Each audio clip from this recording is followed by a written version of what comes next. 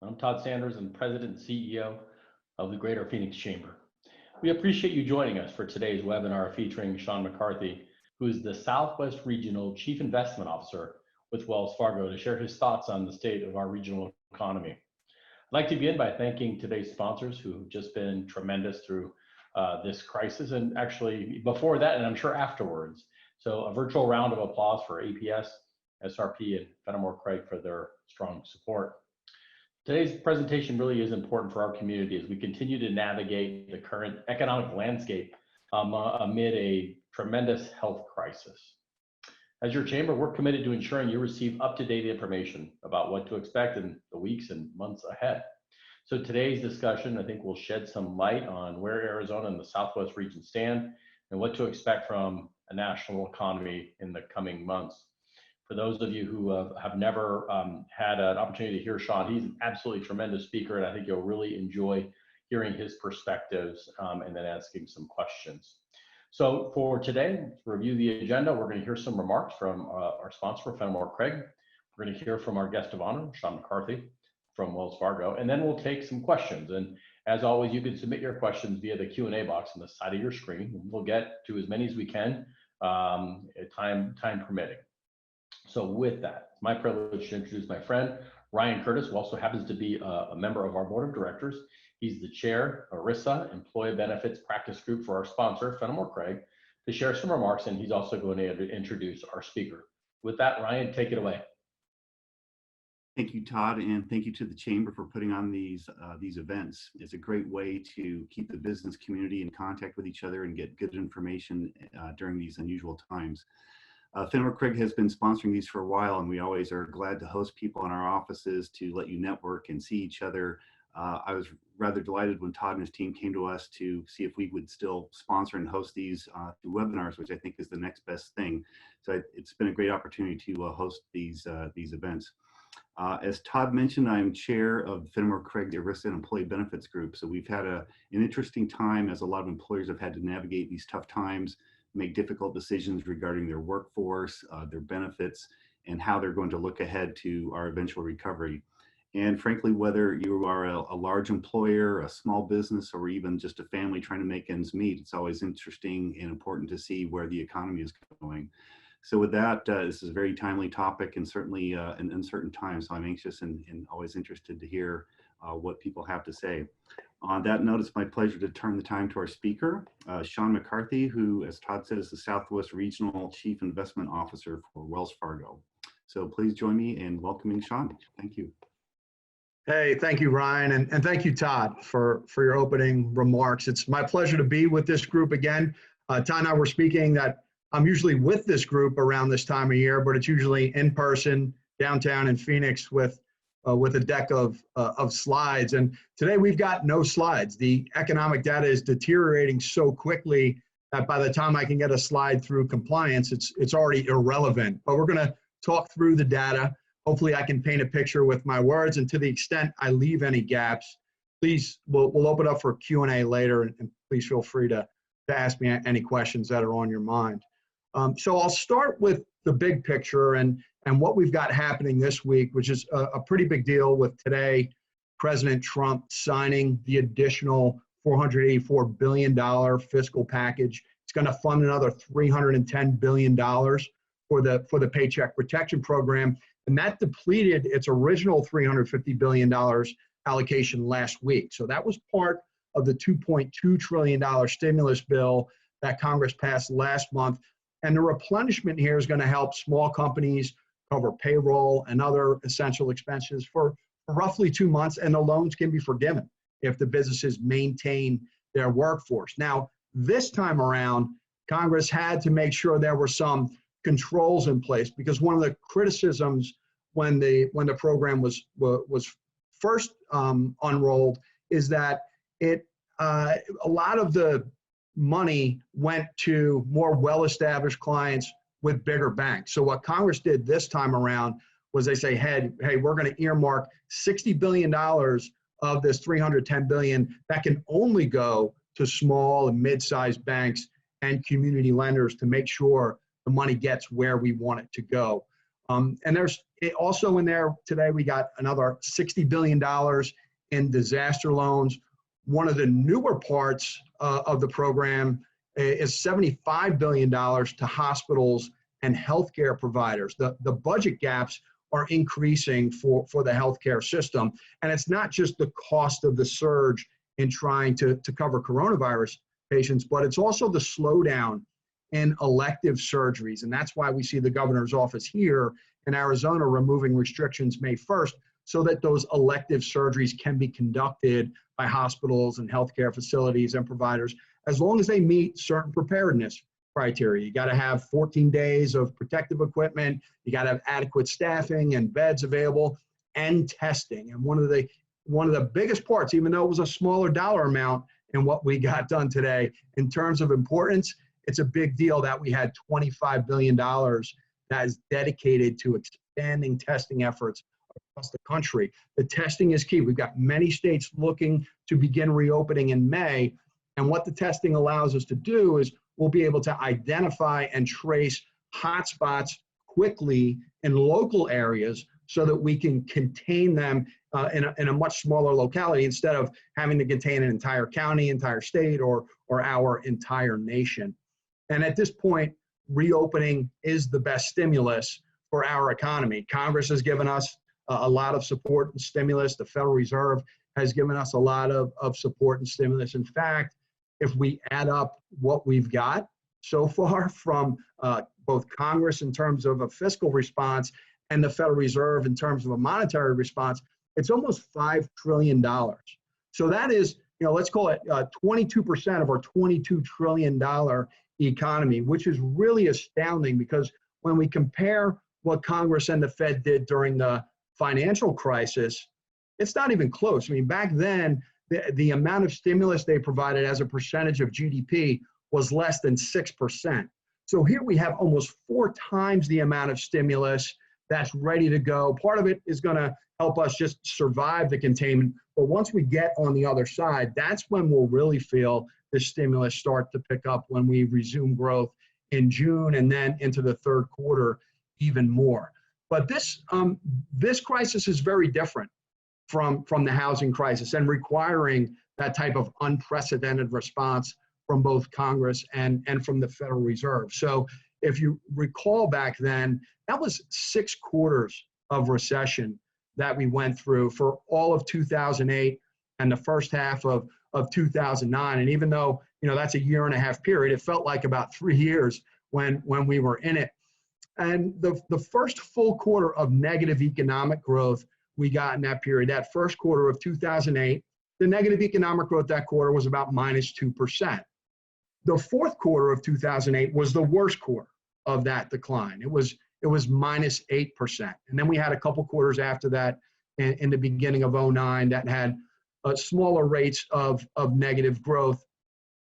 So a 1.5 years total for that recession. Now, this one is different, and it's going to be shorter. We expect it's only going to be 2 quarters of recession, and we've already had one, the first quarter of this year, where despite the growth we had in January and February, there was enough taken away from that growth in March that the first quarter is going to go negative. Now, we don't have the official data from the government yet. We're going to see that next Wednesday. And when we see that GDP report, the consensus is for about -4% economic growth in the first quarter of this year. We think it maybe comes in a little bit less than that, but it's the second quarter that we're in now that's going to be the big quarterly decline. So, we're estimating it's going to come somewhere in a negative mid-20% growth range. There's estimates out there for a negative mid-30% growth rate on the economy. So pretty big number when you think of that fourth quarter of 2008, the last time around, where the worst quarter during the Great Recession was -8%. This one could be 4 times that. Now, keep in mind, when you hear these big numbers thrown around like -30% growth for the second quarter, that's an annualized quarterly number. So let's say it's 28%. The quarterly decline from the first quarter to the second quarter would be about -7%. And then when we annualize the number, it's 28%. So don't feel like, oh my goodness, we just lost a third of our economy. It's never going to come back. These numbers look larger because we're annualizing them. It's still a huge number because that minus 8% was annualized from the worst quarter during the financial crisis. But just helps keep some perspective here when you see big numbers start to get tossed around for the second quarter. Now for Arizona, at least we came into this crisis with good momentum. In terms of job growth, we were seeing job growth rates up around 3% earlier this year. And unfortunately, we've had a long run of job gains that has come to an end, or it did come to an end in March. So if you looked at the jobless claims that we were averaging earlier this year and say that the January and February timeframe, we were seeing about 4,000 jobless claims per week. And then we got to March and we saw a week that we went from 4,000 to 29,000 and then to 89,000 and then to 132,000. If we add up all the jobless claims since that period, now we have more than 400,000 Arizonans that have filed for jobless benefits since mid-March. Before the crisis, we had about 160,000 people unemployed in the state. So if we add those together, 560,000 people unemployed on a labor force of 3.6 million, that puts our unemployment rate here in the state up over 15%. We go back to the financial crisis, and whether you looked at the Phoenix metro area or you looked at the state of Arizona, they never got to even 11%. The state got to 10.9, Phoenix got to 10.4, but we never got to 11% unemployment in the financial crisis. And here we are just in a couple months going from 4% unemployment to over 15% unemployment. And that's, one of those data points that isn't captured. If I showed you a chart of the government data right now, they're only showing 5% type unemployment rate, right? But we know that it's at least 3 times that. So we'll continue to see those numbers get a little bit worse, even though the jobless claims have slowed down at a national level. Remember, we were saying 5-6 million jobless claims. This week they were 4. So it seems like the initial claims for unemployment weekly are starting to decline, and that's a good thing. In terms of sectors in the state, leisure and hospitality, obviously going to take a hit. It accounts for much of the recent jobless claims. Tourism and travel pretty much have dried up. If you look at, you measure the occupancy rates earlier this month, if we look at the same period last year, we had about 90% occupancy rates in that sector. And this year, they're closer to 20%. So we're talking about a drop of hotel occupancy rates of 70 percentage points over, in that time frame. So we get massive layoffs, and this is a big part of the economy. If you look at the 2018 data, at least on tourism, people visiting the state of Arizona contributed almost $25 billion, or 7% of the GDP of our state, effectively. So this is one of the big hits to the local economy. You've got about 340,000 people that are employed in that sector alone, over 11% of the private payrolls in the state. The other area that's going to be hit is retail. Now you got certain areas of retail that are still working. Grocery stores are crushing it. Pharmacies are okay. Home improvement stores are even doing okay. They were considered essential along with grocery stores and pharmacies, and they appear to be holding their own. I think people are just, while we're contained in our house, we're looking for something to paint or a project to take on in the house, whatever it is. But Home Depot and Lowe's are actually doing okay. But it's the restaurants, it's the gyms, it's the yoga studios, the hair salons, the medical offices that are all closed. And that's what's being hit hard. We've got retail jobs, almost as many as in that leisure and hospitality sector. So I mentioned that was 340,000 jobs in the state. Retail is 330,000 workers. And the job losses just in the retail sector alone, it could be up to 25% of those workers that we lose. And this, while the leisure and hospitality is going to come back, the retail part, we're going to have jobs that just don't come back in the retail sector. So that's going to be the part of the economy that's slower to get back online. Other areas look a little bit better, like manufacturing. it's a large portion of that in the state is tied to defense spending. And the federal government is actually the largest employer in many areas of Arizona. So we've got defense contractors, military installations, we've got aerospace products and parts manufacturers, and we've even seen some manufacturers step up and hire here, like Honeywell, with 500 jobs added to its Phoenix aerospace facility, ramping up production of masks and other protective equipment.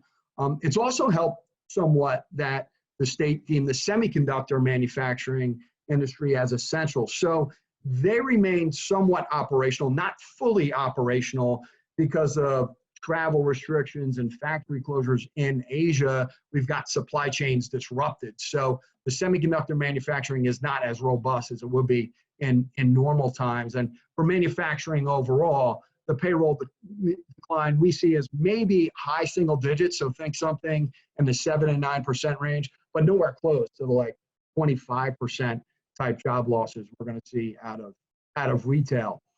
And then unfortunately, in this recession, healthcare for Arizona is usually a place that can add jobs. We usually have a shortage of workers in healthcare, and then when we go through a recession and people lose their jobs in other sectors, they're actually able to pick up employment, at least in the less skilled healthcare fields. And even though there's been this massive effort to build out the emergency surge capacity here in Arizona, we've got so many non-emergency services put on hold to free up healthcare resources. You've got medical practices, dental practices that have temporarily shut down or reduced operations. You got this lack of elective surgeries. That's still a problem now. It won't be next week, but we've even seen layoffs in healthcare more than usual. And it's the biggest industry of private employment here in the state. It's almost 14% of our employment here in Arizona. I would say the good news there is that if there's one part of the jobs economy that's poised to recover more quickly, especially with non-emergency services about to resume, healthcare is that sector. So hopefully you get the sense here that what we're going through is temporary. It's going to be a deep drop, that we get growth that resumes we'll get some growth to resume next month, but not nearly enough to take it from the negative. We'll really see growth start to resume in June, and the growth we see in June will not be enough to pull the full second quarter. Not by a long shot will it be enough to pull the second quarter positive. So we get that deep drop in the second quarter, and then the real economic recovery will start to feel in the third quarter. And I mentioned earlier that from a fiscal and monetary support standpoint, that Congress and the Fed had done, about all they can do. But there's a little bit more that we're expecting from Congress. So after we get reopened, the next phase of what should be coming from Congress is an infrastructure bill. Now, the White House wants it. Republicans want it. Democrats want infrastructure. But there's going to be a rub here. So infrastructure makes sense, right? If we're going to need jobs in the economy, well, then let's do the necessary repairs to roads, highways, bridges, to rails, to mass transit, to airports, right? So there's agreement on the need for infrastructure and the jobs that can be created there. But what's going to happen is Republicans are likely to tie things to that. So one of the things that the White House wants is to bring supply chains back to the U.S. So if you recall, even before it was a crisis here, while China was shut down, we couldn't get the active ingredients for our pharma here in the U.S. because almost every drug in the U.S. has ties to an active ingredient part of its supply chain from China. Or whether we saw it really loudly and clearly with the protective equipment, and even for delivery systems for drugs and therapies, whatever it is, the White House wants to bring some of that manufacturing or a lot of that manufacturing back to the U.S. and some technology too, and maybe some auto. So Republicans want that as part of it. And the other thing that Republicans want as part of the next bill is a tax cut, whether it's another tax rebate type cut that was given last time around, or it could be a payroll tax cut, right? And that would help. That would help some small businesses as well as individuals. So we'll see what they can get done. The problem is that Democrats probably don't want to give that to President Trump in an election year, right? They're willing to give infrastructure and say they were part of that, but these other things may be more difficult. And that's why we heard Senator McConnell this week talk about letting states fail in terms of going bankrupt. And that scared the municipal bond market a little bit. But look, Republicans do not want states to fail. If, let's say, we allowed Illinois to fail in the US, that would be something akin to the Federal Reserve allowing Lehman Brothers to fail during the financial crisis. The ripple effects of that would be terrible. So Republicans don't really want states to have to declare bankruptcy, but what they're doing is they're setting themselves up for a negotiating position. So you have Democrats and Republicans that want infrastructure. You have Democrats that also want funding for the states so that they can remain solvent. You have Republicans that also want more tax cuts and supply chains back to the US as part of it. So by the Democrats getting what they want in terms of more funding for the states and the Republicans getting what they want, this infrastructure bill can get done. And that is something that, that's going to come after the economy's reopened, but that's really going to help us feel the lift in growth in the third quarter. So, Todd, I'll pause my comments there, see what questions you may have, and then see what questions may be out there from the group. Well, Sean, thank you. Ryan, thanks for kicking us off. Really appreciate the time with us, and I know that this is a really probably incredibly busy time for you. Before we start, I did want to a little shout out Wells Fargo. Such an amazing thing that they've done in our community. With just announced that they've contributed over $1.4 million, the foundation, to 32 nonprofits, not only here in Phoenix but around the state. So kudos to them for that. Plus, they did another contribution to the Foundation for Senior Living and the Boys and Girls Club. So really great to see that in our community. So I want to start out with that and thank you and the team at Wells. A lot to unpack here. A little stunning to see you without slides and to hear that it's because things are changing so fast. I was kind of focused on this very deep and fast recession. I've heard that out there from some of our economist friends. I'd like to hear that. I will note, I don't know if you saw last week, OH Predictive Analytics put out a poll showing that about 82% of people want to stay home. They're basically not wanting to go out. And since so much of our retail and leisure depends on that, any thoughts on how that might impact this sort of deep but quick recession? Yeah, well, I mentioned that the growth begins again in June, and then we'll really feel it in the third quarter.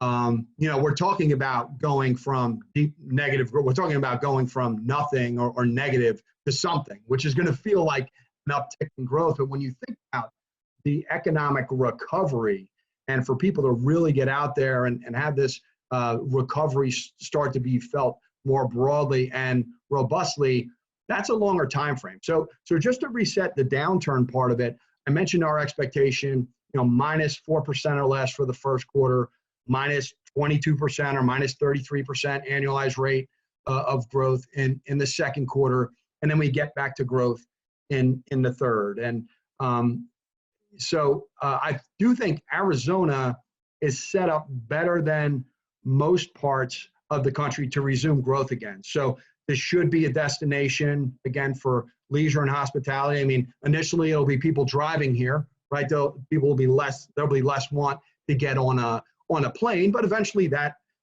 will come back too. We even see people booking cruises out into next year, which I find astounding.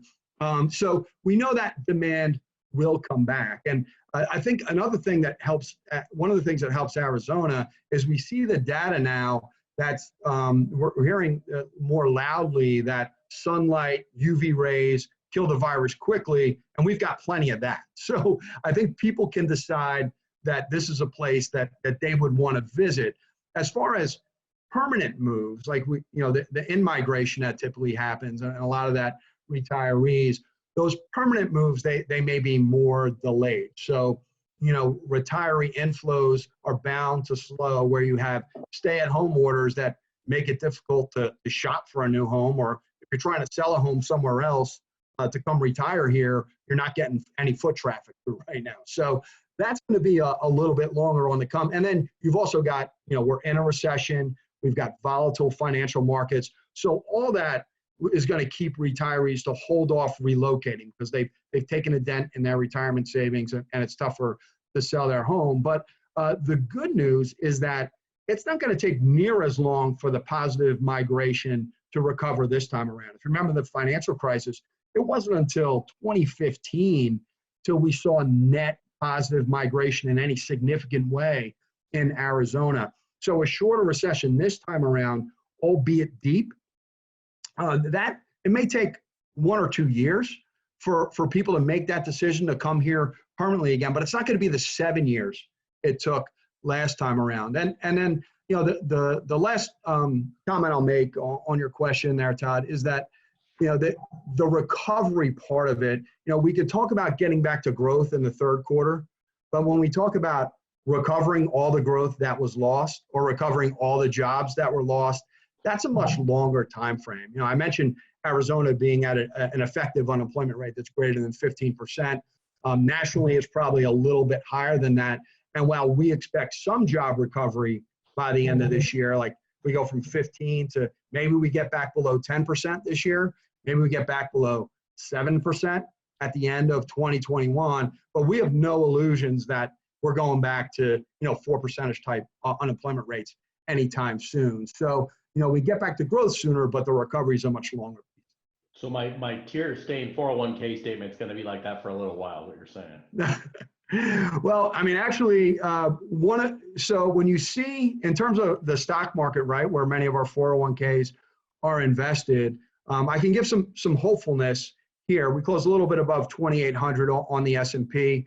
We had, the record highs as recently as February 19th, and then we went to the lows below 2,200 on the S&P 500 on March 23rd. Since then, we've recovered nicely. I mean, we were down, over 34% at that time. Now we're down 12% or so in the marketplace. And the first quarter of this year for the stock market was one of the worst quarters ever. It was one of the top 10 worst quarters since 1950. When you look at the other 9 quarters that are in that worst quarter group, in the one quarter that followed those worst quarters, the market was up in 8 of 9 periods. In the 2 quarters that followed, so the full 6 months that followed those worst quarters, the market was up 100% of the time with a median gain of 15%. That will put the S&P 500 even above where it is today, put it back up around 3,000 by the end of, say, the third quarter. So, that gives us, when we see deep, quick declines like we've had, as tough as they are to go through, they usually mean more robust recoveries and quicker recoveries on the other side. So definitely some good news. I want to remind people, if you want to ask us questions, please go ahead and use the Q&A box to do that. Just, Sean, we have a lot of sort of amateur economists out there, and as we start to look at some of the metrics, what are you going to be looking at in the economy to sort of give you a sense for things, or when things started to improve? What are some of the numbers or key sectors that you're going to be watching? Yeah, well, we'll look for those as we reopen. Like you mentioned, are people going to want to go out again? Are people going to want to spend in other parts of retail sales, or auto sales going to come back? Just other parts of the economy that aren't participating right now. In addition to those other retail sectors that I mentioned in the brick and mortar space, of course, online is doing well too. So we know we have a consumer that's still willing to spend, but will they be willing to go out and spend? The drop we saw in retail sales last month was the biggest month-over-month drop in history. And except for those categories, the grocery stores, pharmacies, the building material and garden suppliers, and online, every other category in retail sales was negative. So what's gonna happen there? Do we see people go back to the bars and restaurants, and whether it's buying cars again or going to electronic stores, these non-essential stores as they reopen, to look to see that recovery in retail sales is important. Our economy is more than 2/3 consumption.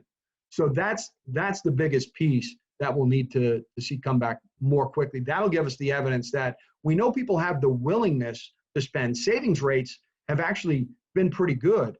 We've been surprised that as interest rates have gone down, people have actually saved more. Now, to a certain extent, it's because they can't spend and they're paying down credit cards. And but we'll look for the willingness to come back there. That'll give us evidence that there's more confidence in the economy. Let me pivot a little bit for the politicos in the room, and you can pass on this if you want. But given that the state has pushed back its tax deadline to July 15th, and the state will be suffering some amount of budgetary shortfall, when do you think it's appropriate for the legislature to address these revisions? I mean, should they start looking at it now? Should they really wait till that time? What would you suggest? Well, I think they have at least, let's call it a 2 or 3 months of an opportunity to wait, because as I mentioned, with this infrastructure bill, this next infrastructure bill that's going to come, there's going to be funding for the states in there. So I think, you don't want to necessarily put pressure on the federal government to get as much as you can, but you kind of do. Like, you want to see what you're going to get in terms of that support for states as part of that infrastructure package.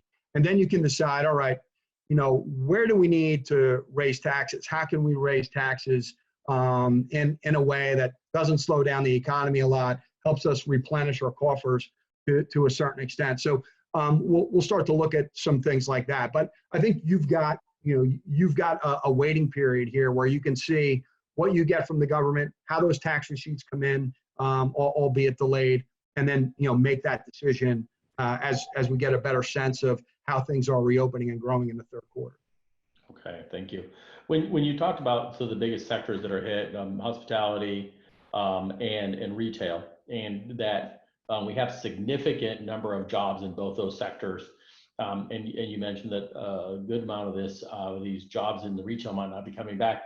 How's that going to impact our unemployment rate, and what do you see sort of the downstream effects there? Enough job demand out there to give people opportunities to get back into the workforce? Yeah, well, they're going to be different, right? I mean, so, we mentioned an infrastructure package, but, somebody who was working at JCPenney isn't going to all of a sudden go work on a highway. So there's going to be some skills dislocation where the jobs we create, the people who lose jobs in retail may not be ready for. So, maybe as part of that infrastructure bill, there'll be a retraining piece of that as well. But much like I mentioned about the national economy, even though I do think Arizona's better poised to grow. I mean, just look at the death rates, right? There's over 51,000 people dead in the U.S. and less than 300 here in Arizona. I mean, we are not being as impacted as many of those hotter spots around the country. So I think that bodes well for Arizona to be able to open up, get back to growth more robustly than other areas that may have to spend many more resources in areas that are less productive or just maintaining or trying to survive. But I do think it's similar to what I mentioned for the national economy, where you're going to have these mid to high teen rates of unemployment here in the second quarter. We're not going to recover all the jobs. We'll be lucky if we get back down into high single-digit rates of unemployment by the end of this year, and then mid single-digit rates or mid to high single-digit rates by the end of next year. I think that's not only a reality for the nation, it's going to be a reality for Arizona. And while I do think we can recover more quickly, it's not like we're going back to full employment anytime soon either. So a follow-up question on the leisure from one of our audience. Given that we've been hit so hard on travel and leisure and retail, any predictions as to maybe second or third waves of economic impact that would hit us during our Q4 or Q1 coming up? Yeah, you mean waves from the virus? Yeah, well, waves, yeah.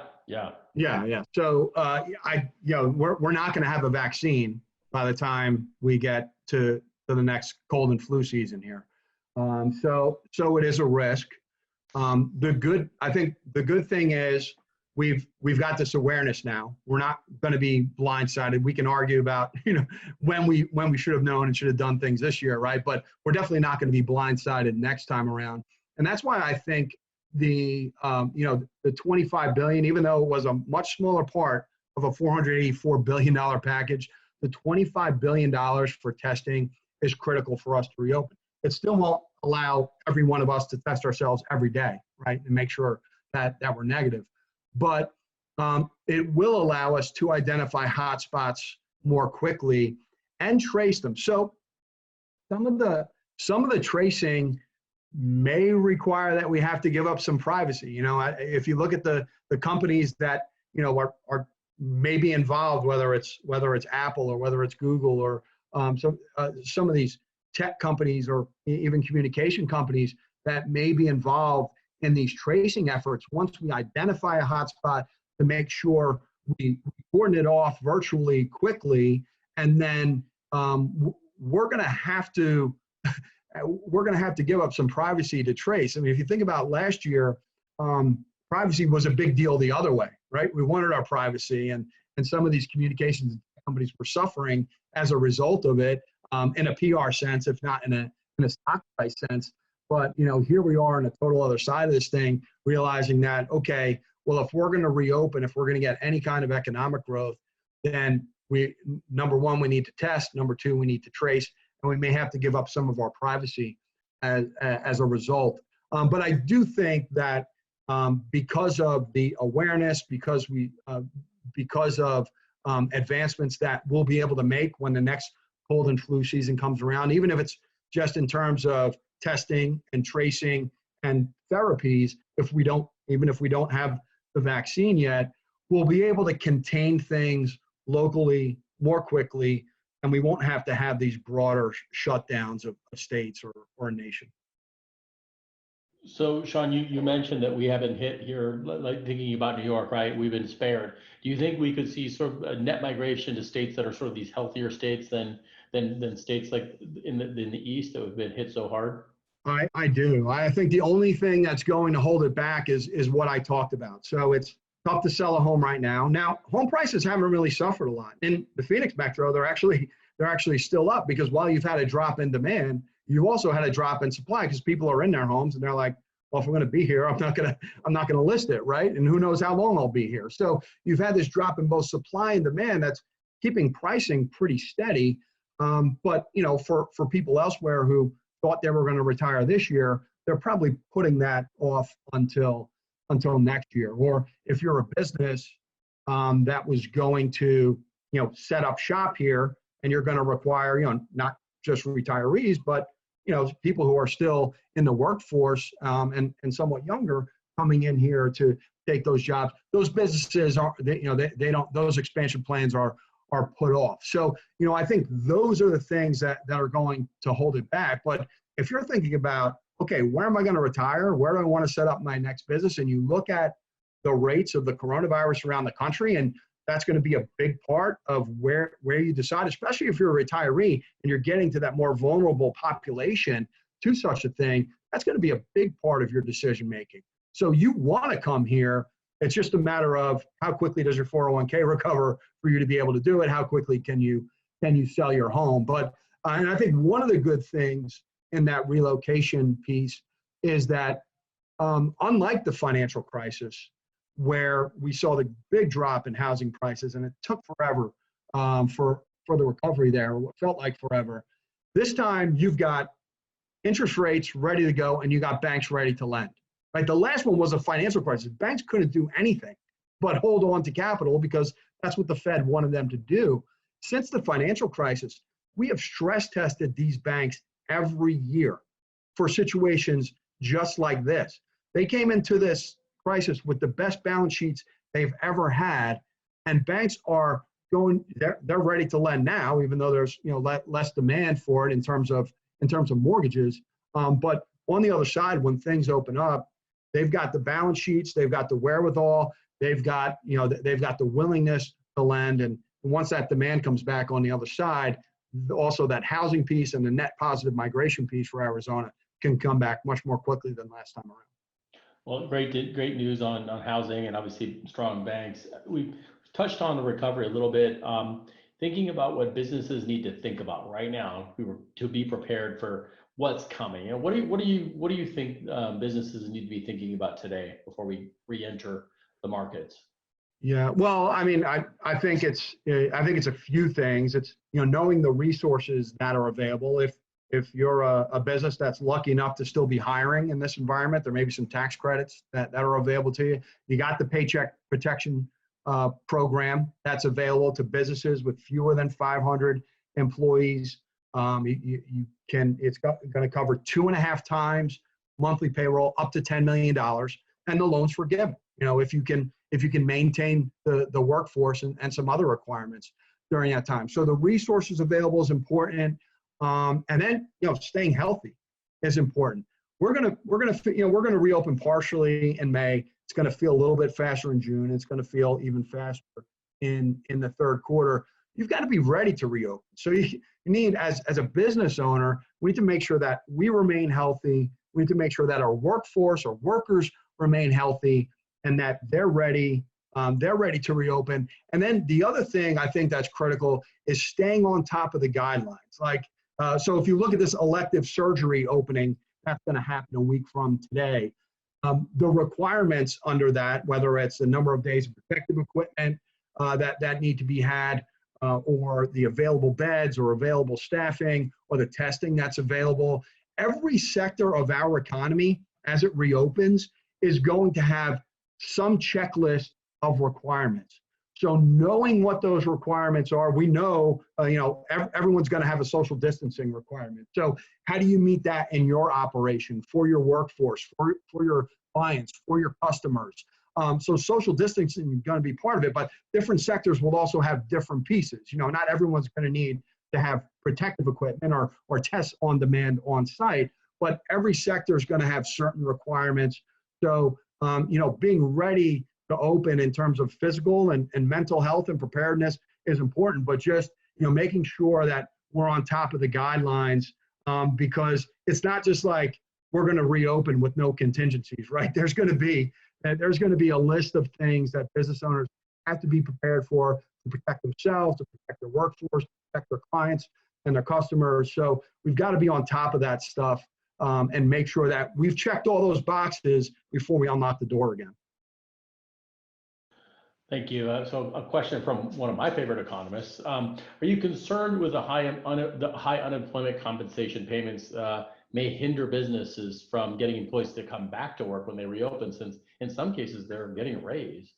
Yeah, and it's temporary, right? So it's an extra $600 on top of the couple $100 and change that they were giving you. But I've had employers tell me that they've laid people off so that they can take the unemployment payment, and then they'll keep giving them the benefits in the meantime. And then so I do think it's a temporary phenomenon, because that higher unemployment compensation piece, it's in there for 8 weeks or so, but it's not there for the full time. So yeah, that may cause people to delay getting back to work in this quarter, but next quarter, when those benefits drop again, there's going to be motivation to get out there and find it. Maybe a slight impact. Let me pivot a little bit back. You mentioned Mitch McConnell. It sounded like he got religion back as far as deficits are concerned. And he was kind of telegraphing that to the president. Any concerns about sort of what the long-term impacts might be for deficits and deficit spending and sort of stability going forward with this kind of spending? Yeah, sure. I mean, we're probably upwards of, if you include both the debt owned by the public and the debt owned, we owe back to ourselves in terms of what we borrowed from trust funds and the government, Social Security, Medicare, what have you. I mean, we're probably over 110% of debt to GDP at this point, and growing. Now, we're nowhere near, Italy at 130%, or Greece at 170%, or Japan over 200%. But we've got to be conscious of this now, right? This cannot go on. Taxes are going to have to be raised as a result. But I think there are certain tax loopholes that maybe picked on that, if you hear Warren Buffett talk about, I pay a lower tax rate than my secretary, right? It's those kind of places that the government's going to look to close some loopholes for people that otherwise should be paying higher rates. So that may look a little bit different depending on who's elected in terms of where those tax increases come from. But there's going to have to be tax increases somewhere, right? We can't do what we just did and not have tax increases, but we got to be smart about where those increases are. And then, the other downstream impact, downstream. Right now we're going through deflation. The inflation rate went from over 2%. Now we're in a 1% range. We probably get into a low 1% range, if not below that, of inflation in the coming months. So we're in this disinflationary scenario right now. But inflation could be an issue. We talk about things like onshoring. When we start to produce things back here in the U.S. again, I mean, the reason they were moved overseas to begin with is there was a cost advantage to do so. And while there may be a certain security by bringing some technology back here or healthcare back here, it comes at a higher cost. So who's going to pay the brunt of that higher cost? Is it going to stay at the producer level? Does it come to the consumer level? So you've got this piece that while it's disinflationary right now, could it be inflationary further into the future? So something we have to keep tabs on. All these inputs are dynamic, so you never know exactly how they're going to play out. But it seems logical that with the amount of spending that's been done here, that there's got to be an offset somewhere. We just can't continue to print money like this. So there will be some form of higher taxes next year, and depending on who's elected, we'll see what those higher taxes look like. No free lunch, obviously. A couple other, and I know we're talking regional, but clearly we've seen an unprecedented drop in oil prices, and that's going to, I think, obviously impact us here. What do you make of the drop in oil prices? What is it going to mean for the future? Yeah, well, let's just recap what happened this week with oil prices, because they actually went negative, right? And we've never seen that before, and that was a technical phenomenon. You had a big ETF player that was only buying near-term contracts, and what the commodity market was designed, ultimately for someone who was willing to take or offload physical oil. But you had a financial player here that was long near-term contracts of oil, never really wanted to take physical possession of the oil, and if they did, would have nowhere to store it anyway. So the storage costs increased greatly. So those financial buyers of futures contracts were unloading those, were paying people to take them off their hands because they didn't want to take the physical oil. So that was a very temporary phenomenon. Now we moved on from the May contract to the June contract. Prices look a little bit more stable. And then as you go out with oil prices into the third quarter, when we expect recovery, the market's signaling that recovery too. Your prices get back into the 20s, and then you go out to December, January timeframe, you're in the high 20s and 30 area for oil. Now, oil usually doesn't work that way. It's usually in backwardation because we're creating more supply, and futures contracts are cheaper. We just happen to be in this contango point where those future contracts are higher, but they do give us a sense that the market expects growth to come back at some point. The supply cuts that were just agreed to by OPEC Plus, including the U.S., they go into effect on May 1st. So there'll be one piece of starting to get this right, and the U.S. has already started. We're producing about 900,000 barrels of oil a day less than we were, before the crisis. So we've already made some adjustments to our supply, but the other suppliers are joining in that. The good news from what we've seen from oil prices that tells us that this was just a technical factor, and that ultimately these prices will recover, is that energy stocks didn't make new 52-week lows. So you didn't see that sell-off in oil prices spill over into the energy sector. In fact, energy stocks have been the best performers over the past week. So it's very different than that. And high yield spreads is another thing we look at. And if you looked at high yield spreads for energy, for low quality energy companies back on March 24th, those spreads were like in the mid 20% range, like 23% above treasuries. And now we're, say, 1,500 basis points or 50% or less are those spreads. So certain things telling us that oil prices will recover. And, for us, we're playing it by the commodity. Now, we don't do it in short-term contracts. We're looking out at 9, 12-month contracts. So we'll never get caught in that situation. And we like commodities as a broad basket here. You look at zero interest rate policy again from the Fed and what that's done to gold prices. So we like energy commodities. We like precious metals. Even base metals have started to get a little bit of a bid. And ultimately, base metals and ag, when we get to a broader recovery in the third quarter, those prices will recover too. So we think energy prices move higher. We put commodities back in our portfolio where we didn't have them in our portfolios for a few years there. And we're playing it by a broad basket of energy, base metals, precious metals, and ag, not just playing oil itself. Thank you. One, you mentioned, interest rates, and certainly there's been a push by the Fed to lower rates over time. And during 08, that's something they did, to use as a tool. Are they out of quivers there in terms of doing any more at the Fed? In terms of rate cuts, they are, and this is this is a carryover from Ben Bernanke and Janet Yellen, who never wanted to take the policy rate negative itself. When you get to zero interest rate policy, as we are, you do other things. You expand the balance sheet. You buy assets,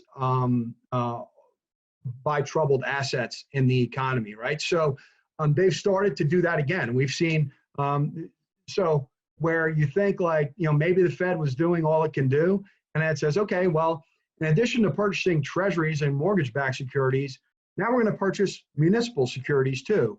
And we're going to create a facility that can purchase corporate bonds and even high yield bonds, which is a place we never thought they would go. So you think down the line that they could increase their purchases of high yield. They could even start to buy in the equity market. I mean, so the Fed has more than it can do. It doesn't want to go there if it can avoid it. But I think the Fed has shown ways to be creative here. But they don't want to go to negative interest rate policy, even though the market can push U.S. rates negative for brief periods of time, and it has. But the policy rate will remain at zero. And then once the policy rate is zero, they'll try and do other things with the balance sheet to support the economy.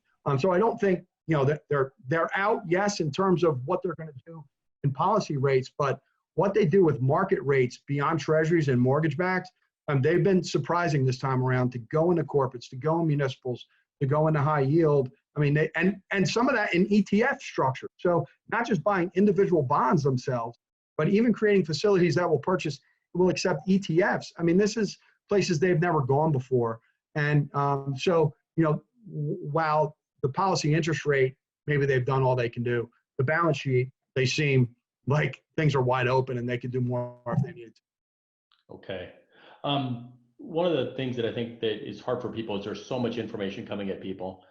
It's hard to really kind of wade through that and really have a good sense for what's happening. What are you telling people? Where should we be getting information that's reliable and that we can really count on?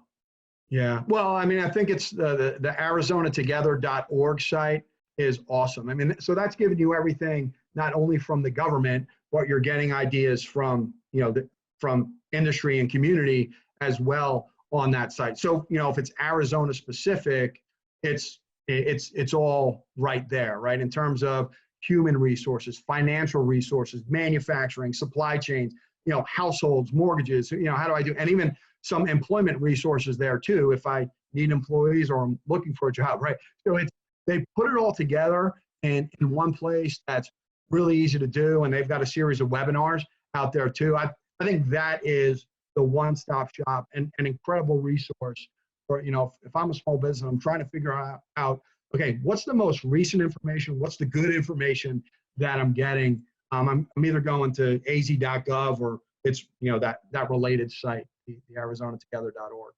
Yeah, they do an amazing job. We had Sandra on Wednesday, and their team has been absolutely amazing. Well, as we round it out here, maybe we'll end it in kind of an interesting way.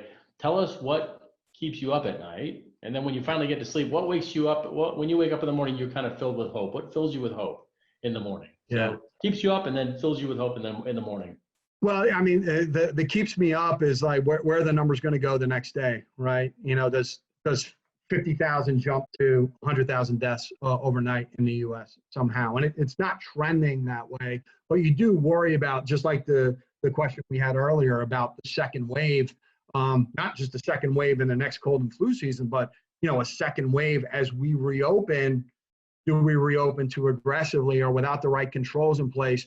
And then we create a second wave now in the second quarter. I mean, that would, you know, I just, you know, painted a picture of an economy that's going to reopen partially in May.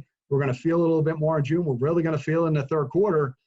If we trip over ourselves in this reopening and somehow we get the second wave now, that would be terrible. Right? Not only for the financial markets, for Main Street, for Wall Street, for, you know, for everything that we think we're going to achieve. So that's definitely the issue. And then when I get up, you know, I check the financial markets. This week it's been oil.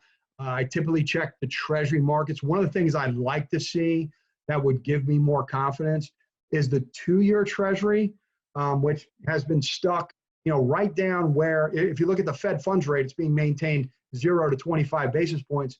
The 2-year treasury rate has been there as well. If that thing could get up into like the 30 basis points range on a consistent basis, that would give me more confidence that, okay, you know, there's some risk taking here in the economy. That proved a pretty safe barometer last time around when we were in the financial crisis. If you watch that 2-year treasury, you know, that's where you really saw that there was some risk taking coming back into the financial markets and into the economy. So, you know, it's the yield curve, it's commodities. As far as the equity markets go, you know, we could see another 10% correction here. I don't think that would be outlandish at all, especially after one of the second strongest 20-day period for stocks ever that we just came through. But we also don't have an expectation that we need to test those lows again. So those lows I mentioned below 2,200 on the S&P 500 intraday on March 23rd. We closed that day around 2237. I mean, for us, you know, we're thinking somewhere around the 2,500 range we could test again, but we don't want to test below that. So as long as the market's holding above that range, I feel more comfortable.